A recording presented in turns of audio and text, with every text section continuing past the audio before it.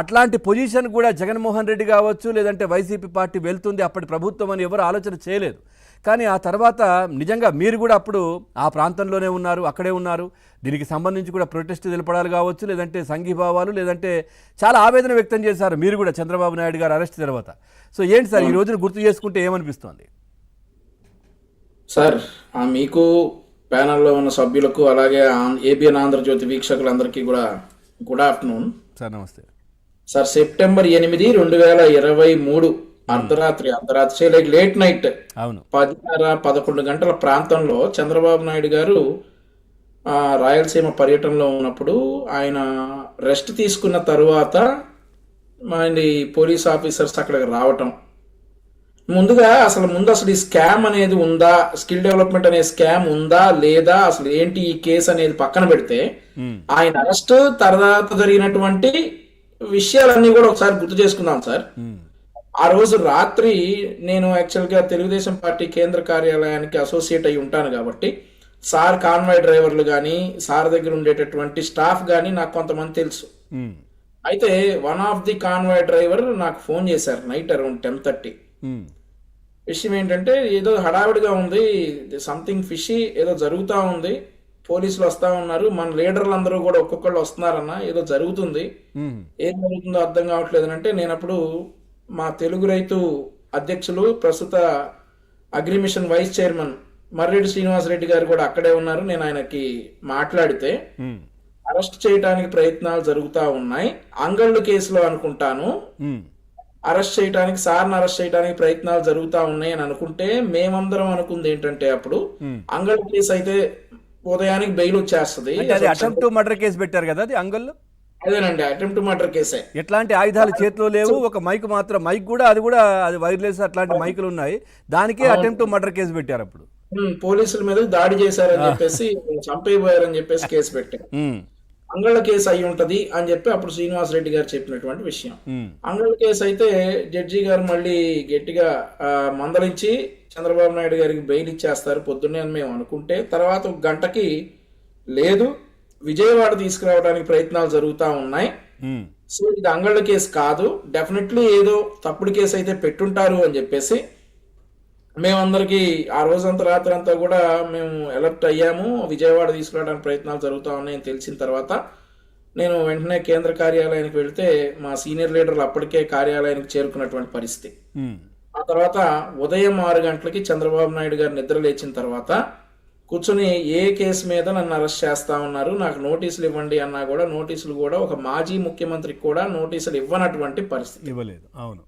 ఆయన అక్కడి నుంచి అరెస్ట్ చేసుకుని రోడ్డు మార్గాన వస్తా ఉంటే ఆ తర్వాత ప్రపంచమే సాక్ష్యమైంది దానికి. చంద్రబాబు నాయుడు గారిని రోడ్డు మార్గాన్ని తీసుకొస్తా ఉంటే ప్రజలు ఎలా ఎదురు తిరిగారు అనేసి రోడ్డు మార్గాన వస్తున్నటువంటి చంద్రబాబు నాయుడు గారికి మద్దతుగా ఎప్పుడూ బయటకు రానటువంటి మహిళలు, ఎప్పుడూ కూడా రాజకీయాలు పట్టనటువంటి కొంతమంది న్యూట్రల్ పీపుల్ కూడా ఆ రోజు చంద్రబాబు నాయుడు గారికి రోడ్డు మీదకి వచ్చి సాంఘీభావం తెలిపినటువంటి పరిస్థితి.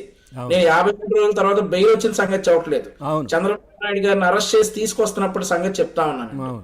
తర్వాత మధ్యాహ్నం అరౌండ్ 2 గంటలకి చిలకలూరుపేటకి కాన్వాయ్ చేరుకున్నప్పుడు మా ఇప్పుడు ప్రస్తుత ఎమ్మెల్యే పుల్లారావు గారు, మాజీ మంత్రివర్యులు, ఆయన ఆధ్వర్యంలో తెలుగుదేశం పార్టీ శ్రేణులతో పాటు చిలకలూరుపేటలో ఉన్నటువంటి మహిళా లోకం అందరూ కూడా రోడ్ల మీదకి వస్తే అప్పటి ఎస్పీ పల్నాడు ఎస్పీ శివరామరెడ్డి వాళ్ళ మీద లాఠీ చార్జ్ చేసి చెదరగొట్టి గాయపరిచాడు కొంతమందిని కూడా. ఓకే. సో వాళ్ళ డ్యూటీ వాళ్ళు చెయ్యాలి, కరెక్టే. చంద్రబాబు నాయుడు గారు ఇప్పుడు అరెస్ట్ కాబడ్డ వ్యక్తి, అతన్ని కోర్టుకు తరలించాలి, పోలీసులకి డెఫినెట్లీ సపోర్ట్ చేయాలి. కాబట్టి ఆ రోజు మనం అందరం కూడా ఆయనకు సపోర్ట్ చేసినటువంటి పరిస్థితి పోలీస్ శాఖకి. తర్వాత మధ్యాహ్నం 4 గంటలకు ఏమో సిఐడి ఆఫీస్కి తీసుకొచ్చారు సార్, సిట్ కార్యాలయానికి. సిట్ కార్యాలయానికి తీసుకొచ్చిన తర్వాత వీళ్ళ రాక్షసత్వం మొత్తం బయట పెట్టుకుంటా ఉన్నారు. చంద్రబాబు నాయుడు గారు అక్కడ ముద్దాయిగా ఒక కుర్చీలో కూర్చుని ఉంటే సాక్షి కెమెరా వెళ్ళింది అక్కడికి. వీరిలో ఏ కెమెరాలు కూడా వెళ్ళా. మీరందరూ కూడా, నేను మీకు ముందే చెప్పా, అసలు కేసు ఉందా లేదా, ఇందులో ఏంటి న్యాయం ఏంటి ధర్మం ఏంటి అనేది నేను ఇక్కడ మాట్లాడట్లేదు. ఆయన అరెస్ట్ అయినటువంటి తీరు, ప్రజలు రెస్పాండ్ అయినటువంటి తీరు, తర్వాత జరిగినటువంటి అంశాలు మాత్రమే మాట్లాడదలుచుకున్నాను. సో సాక్షి కెమెరా ఒక్కటే ఆ గదిలో ఉండి ఎవరైతే ఇప్పుడు ప్రస్తుతం రిమాండ్ ఖైదీగా ఉన్నాడో సంజయ్, ఏదైతే కోటాను కోట్ల రూపాయలు దొంగ బిల్లులు పెట్టి నొక్కేసిన కేసులో ఎవరైతే రిమాండ్ లో ఉన్నాడో ఆ వ్యక్తి ఆధ్వర్యంలో నడిచినటువంటి కేసు ఇది.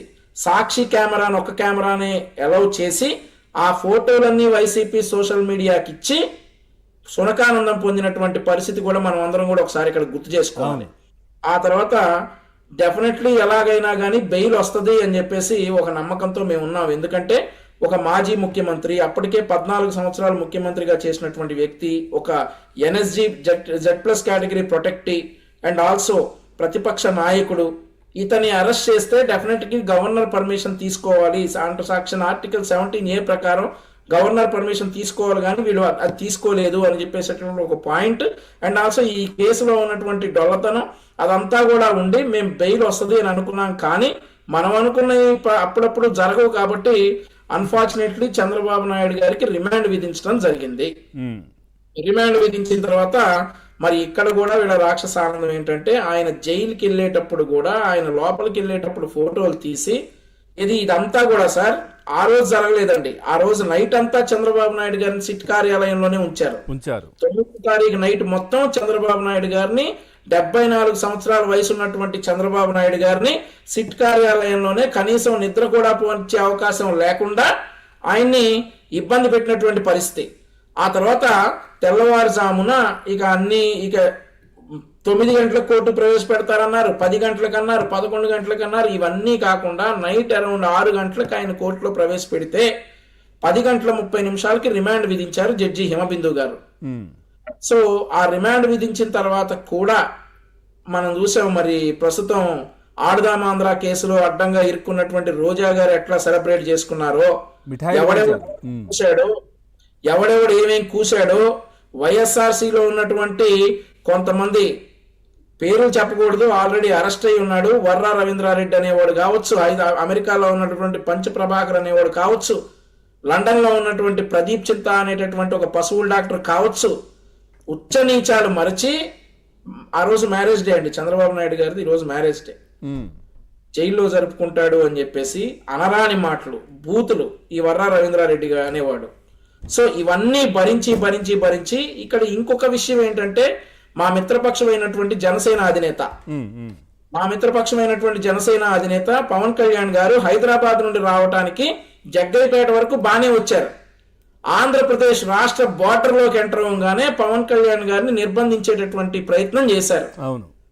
సో జన సైనికులు మొత్తం కూడా ఆ రోజు పవన్ కళ్యాణ్ గారికి మద్దతుగా ఆయన్ని తీసుకురావడానికి చేసినటువంటి ఫైట్ ఏదైతే ఉందో, మనకి ఒక సినిమా ఉందండి, మహర్షి అనే సంథింగ్ ఏదో ఒక మూవీ ఉంది. ఆ మహర్షి మూవీలో